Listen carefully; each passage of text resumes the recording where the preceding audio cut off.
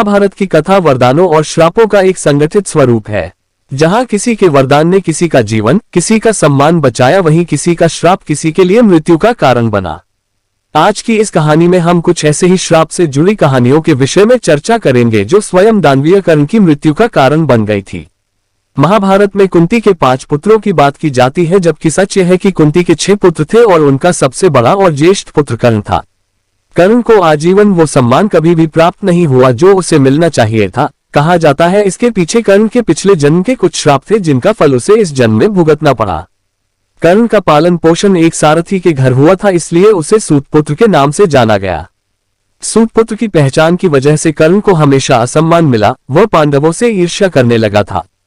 कर्ण के मन में धनुर्धर बनने की इच्छा थी, लेकिन उस दौर में शस्त्र केवल क्षत्रिय ही उठा सकते थे और सामाजिक दृष्टिकोण में वह क्षत्रिय नहीं सूतपुत्र थे। वह परशुराम से धनुर्विद्या सीखना चाहता था, लेकिन वह केवल ब्राह्मणों को ही शस्त्र विद्या देते थे। ऐसे में उनके पास झूठ बोलकर शिक्षा ग्रहण करने के अलावा कोई और रास्ता शेष नहीं था। उन्होंने परशुराम से झूठ बोलकर शिक्षा तो ग्रहण की, लेकिन जब परशुराम को इस झूठ पता चला तो उन्होंने कर्ण को एक ऐसा श्राप दिया जो उसके अंत का कारण बना। परशुराम केवल ब्राह्मणों को ही शस्त्र विद्या का ज्ञान देते थे, इसलिए कर्ण उनके पास ब्राह्मण का वेश धर कर गया। परशुराम ने कर्ण पर विश्वास कर उसे धनुर्विद्या का ज्ञान दिया। जैसे जैसे समय बीतता गया कर्ण धनुर्विद्या में पारंगत होता चला गया। कर्ण की एकाग्रता और परिश्रम देखकर परशुराम उससे बहुत प्रभावित हुए और कम समय में ही वह उनका प्रिय शिष्य बन गया। एक बार परशुराम और कर्ण जंगल में अभ्यास कर रहे थे। बहुत देर तक अभ्यास करने के बाद थकान मिटाने के लिए दोनों एक पेड़ के नीचे लेट गए। परशुराम ने अपना सिर कर्ण की गोद में रखा और थोड़ी देर में उन्हें नींद आ गई।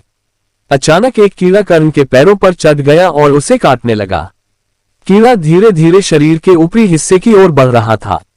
कर्ण अपने गुरु की निद्रा में खलल नहीं डालना चाहता था, इसलिए वह बिना हिले उसे कीड़े का काटना सह रहा था।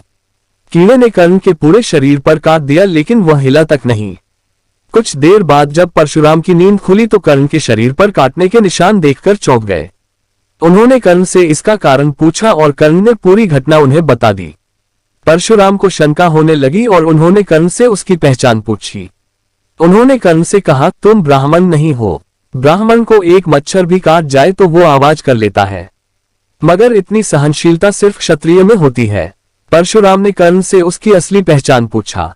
कर्ण ने अपनी असलियत के बारे में अपने गुरु को बता दिया। उसने कहा, मैंने आपसे झूठ कहकर शिक्षा ग्रहण की, मैं सूतपुत्र हूँ, मुझे माफ कर दें। ये सुनकर परशुराम अत्यधिक क्रोधित हो गए। उन्होंने कहा कि तुमने मुझसे झूठ बोलकर शिक्षा ग्रहण की है, इसका तुम्हें दंड भुगतना होगा। परशुराम ने कर्ण को श्राप दिया कि जिस समय तुम्हें अपनी विद्या की सबसे ज्यादा जरूरत होगी उस समय तुम अपना ज्ञान भूल जाओगे। महाभारत के युद्ध के दौरान कर्ण ने कौरवों का साथ दिया।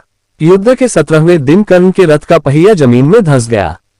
तभी उस समय अर्जुन ने श्री कृष्ण के निर्देश पर दिव्यास्त्र निकाला और कर्ण पर वार किया। कर्ण उस समय निहत्था हो गया था।